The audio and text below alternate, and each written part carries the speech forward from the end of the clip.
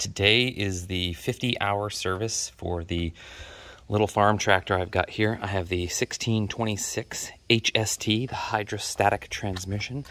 There is a difference with capacities and filters for those two different tractors, and obviously based on the size of the engine and things of that nature, if you get a different model, there will be differences in capacities and things of that nature.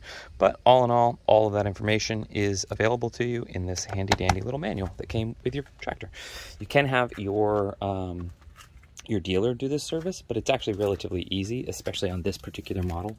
There are a few filters. There is two sets of filters that run from the same volume, capacity, or container, essentially, for your hydrostatic fluid. And that hydrostatic fluid is also your hydraulic fluid, and it's used for both your hydrostatic transmission as well as all of your hydraulics. So it's the same container that holds the fluid, or reservoir, or whatever you want to use as a word there, but each system has its own filter for using it for that subset powering function. So one filter is right in here. This one is actually the trickiest one to get to. I also have some extra hoses for mine, as I have the backhoe on the back here. So I'll kind of tuck this in here so you can see it. And it's this little filter here. And I've pinned these up. These were kind of hanging down. They were a little bit low and a little bit too close to the wheel. And this set of hoses here were actually touching the actual brake pedal. So every time I push on the brake, it's slowly wearing on that.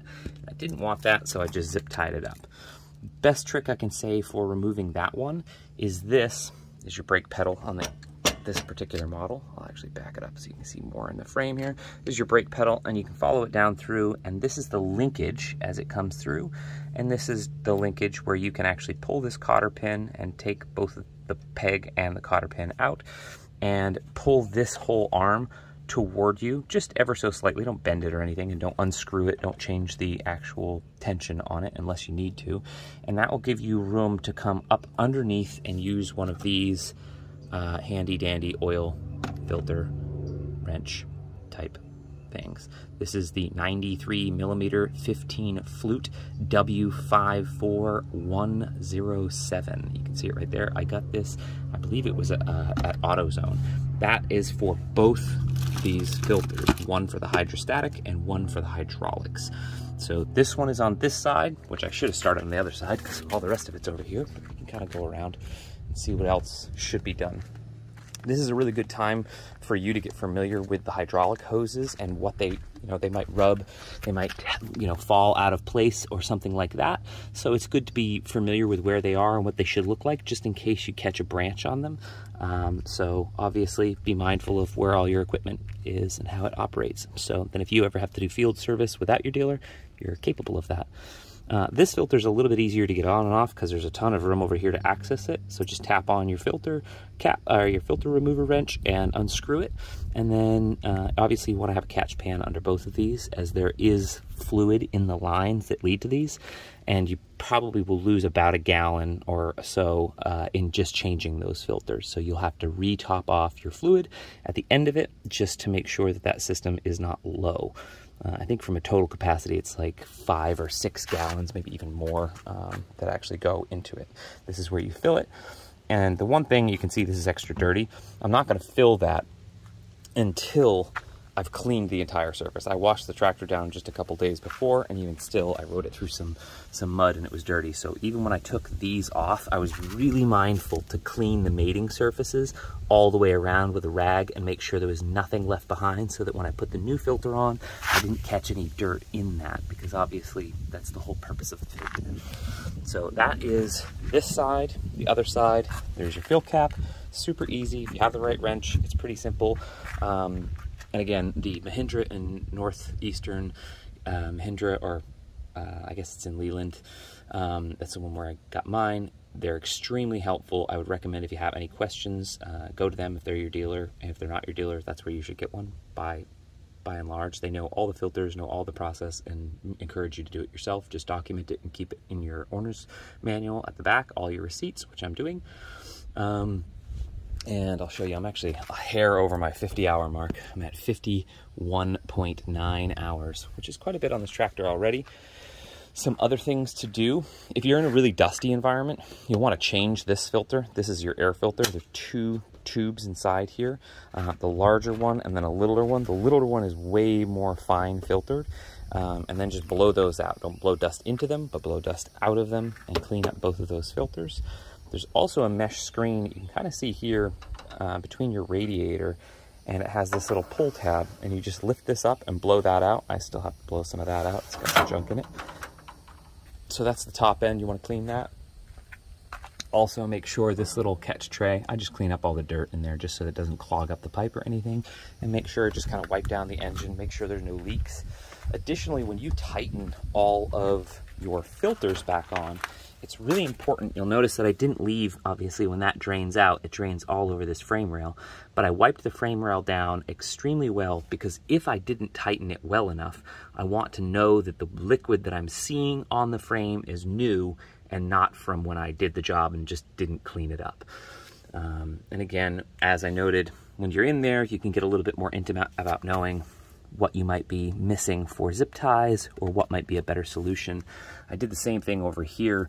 I can't pull it apart because these ones are really tight up against this, but these 2 hoses were up against this metal return, and it's actually a sharp edge, and they actually started cutting through the hose just ever so slightly.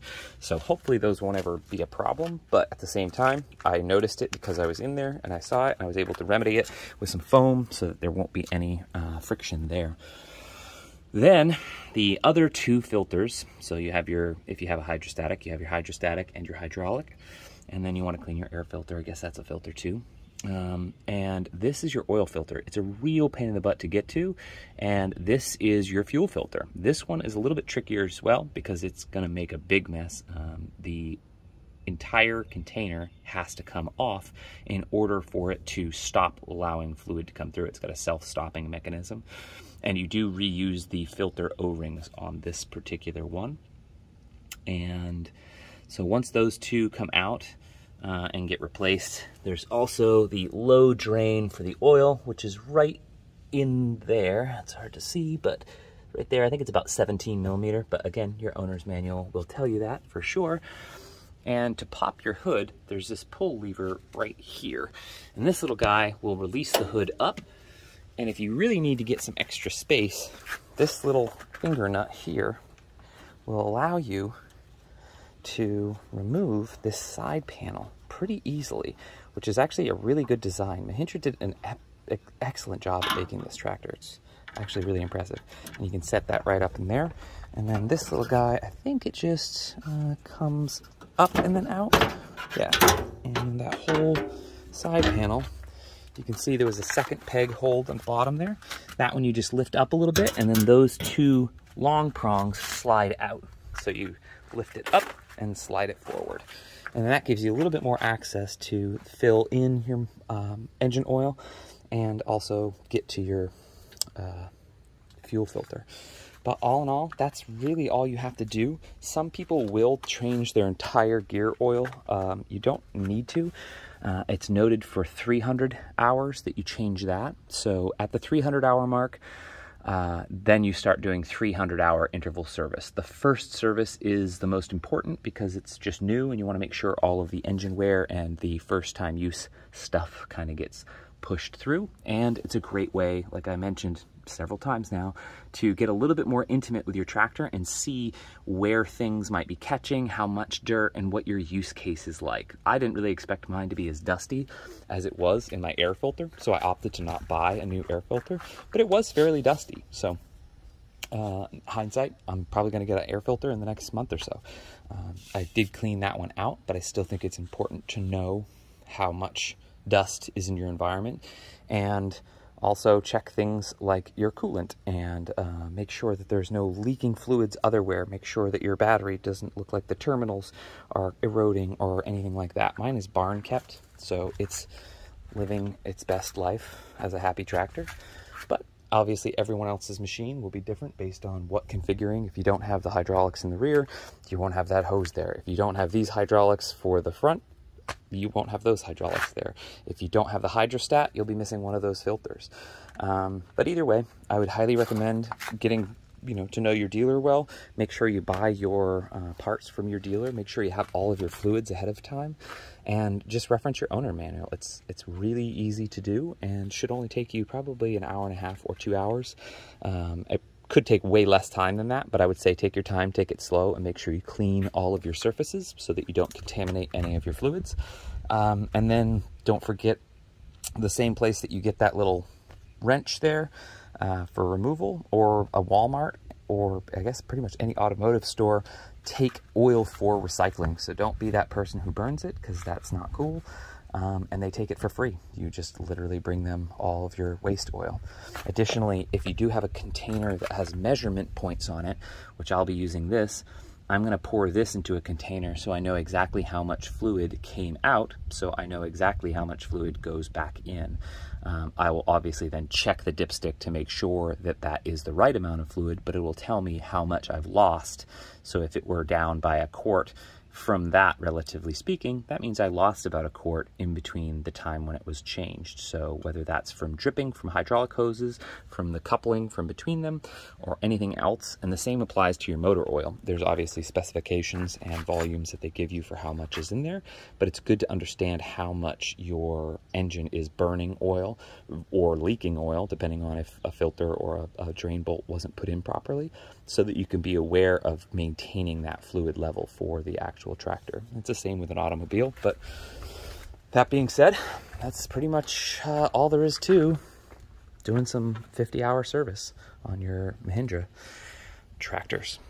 Good luck to you. Let me know if you have any other tips or tricks that you might suggest. This is my first tractor. I've just worked on vehicles and played mechanic on TV my whole life, so here I am. But if you have any other suggestions, other than greasing, I guess someone is probably going to mention greasing all of your Zerk fittings. Do that all the time. That's regular. That doesn't necessarily just have to be at 50 hours. But yeah, look at your owner's manual. It'll tell you what that service should look like. Go through it all, make sure you've done it right, give it a nice slow test, try everything out again, and should be good to go.